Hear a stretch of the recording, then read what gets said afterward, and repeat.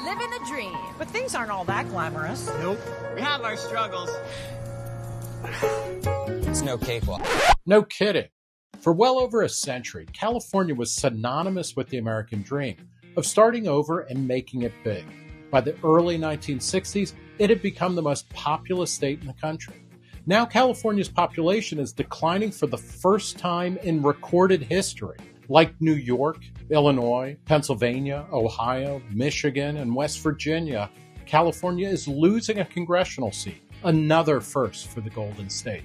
The reasons behind California's decline aren't hard to fathom. According to Chief Executive Magazine, California is the worst state to do business in, a position it has held for most of the list's existence.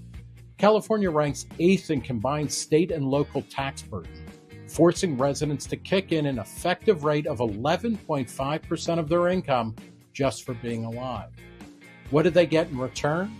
Public schools that rank 37th in the country, insanely expensive housing, whose costs are inflated by strict environmental and land use regulations that make it nearly impossible to match supply with demand, rolling blackouts and power shortages caused by environmental mandates and poor utility governance, an above-average violent crime rate, and the nation's highest poverty rate, with more than 36% of California's residents at or near the poverty level.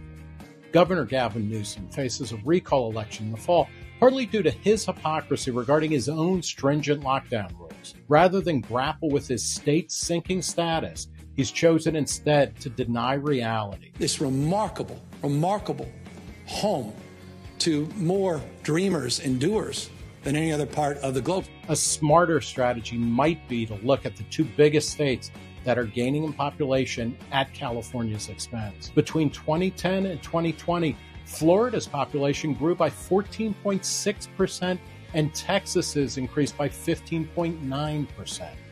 Their weather is awful by California standards and they lack its natural beauty. But they rank second and first in business climate, which means more opportunity, even as their cost of living is a fraction of California's.